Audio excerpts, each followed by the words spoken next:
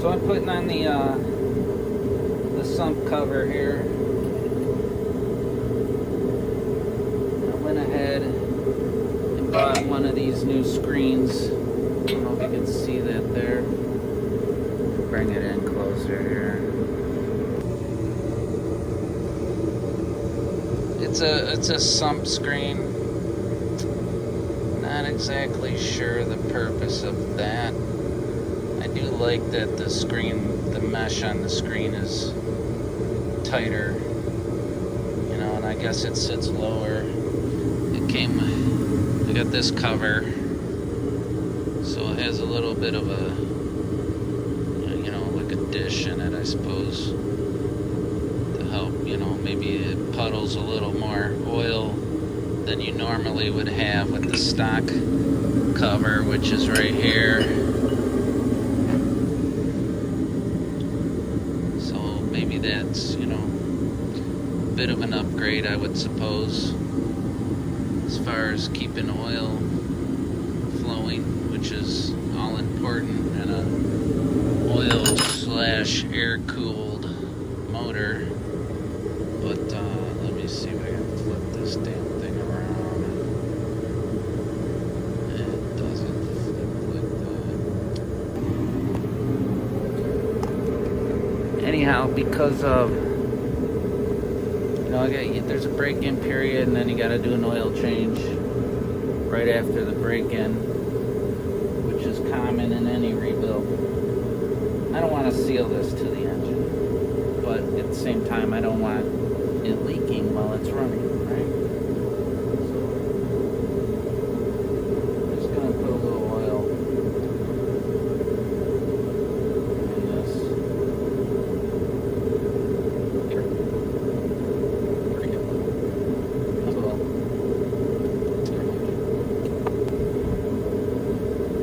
Nice coating of oil.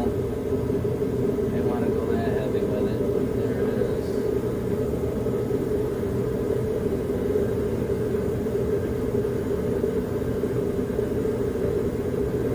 Probably could have done just as well without the oil, but I'm not putting any sealer, and that's the whole point of this, because it does have to come off after the break-in,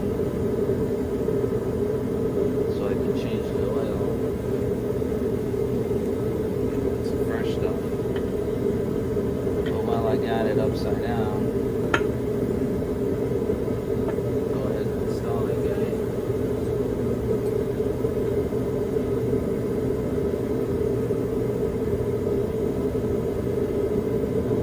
I think the torque on this is like 5. I can look in the book. Got the page saved, so I'll give a quick peek real quick here.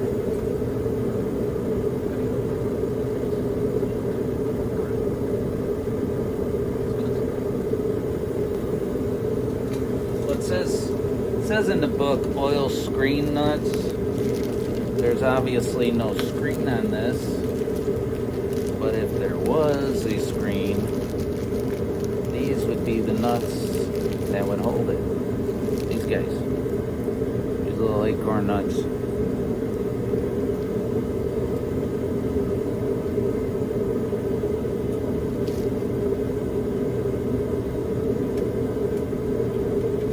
When I set the length of these nuts, or the studs here, I didn't account for the paper gasket. And man, the paper gaskets that came with this are a lot thicker than your run-of-the-mill paper gasket. These are like, I would call them, I would say they're more like cardboard than paper.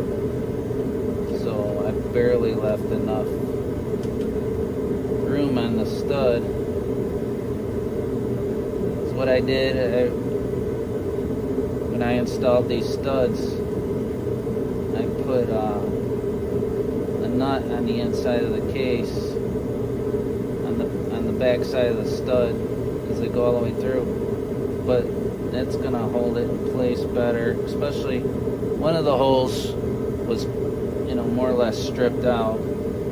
Still had some threads left in it, but I could never get it to tighten.